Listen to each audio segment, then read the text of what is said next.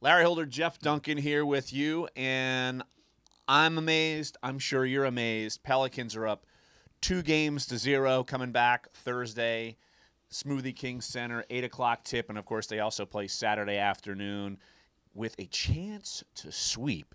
Jeff, I know the national media, they're probably kicking themselves. We figured the Pelicans had a pretty good shot, but we didn't think they'd be 2-0 and then coming into the Smoothie King Center fired up with the series kind of in their palm of their hands. Yeah, I think getting one win out in Portland would have been great. Coming back with two, as Anthony Davis said, they got greedy. And, look, they're the better team in this series. I don't think there's any doubt about it.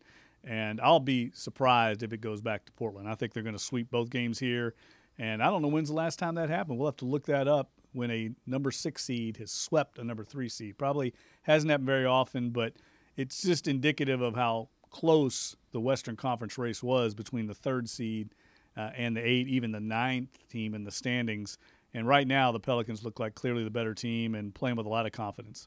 I don't think we can underestimate the value of Jrue Holiday. Sure, we can talk about Anthony Davis, and he's one of the best players on planet Earth.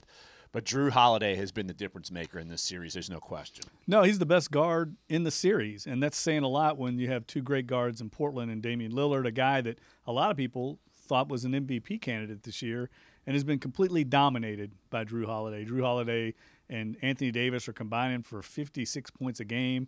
And don't underestimate the role that Rajon Rondo has played. He's averaging almost a triple-double right now. And so the guard play for the Pels is equalized or actually maybe outplayed that of Portland, and we know what Anthony Davis does in this series. So I really will be surprised, like I said, if Portland can scratch out a win because they just look overmatched right now.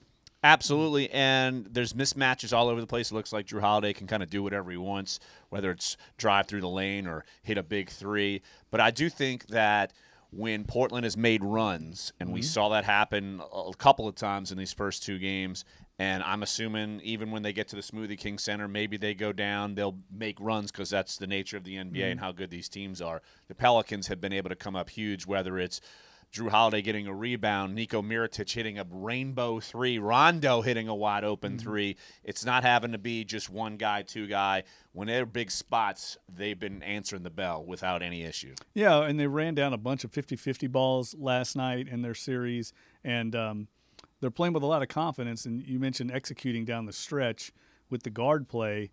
And here's a great stat, Larry. I mean, the Trailblazers have led in the second half of both games total 3 minutes out of 48 possible minutes. So the Pels have been in control of both these games, and like you said, they've not relinquished it. And in the past, we've seen them do that, but I think that's a credit to the guard play of Rondo and Holiday, controlling the offense and getting good shots.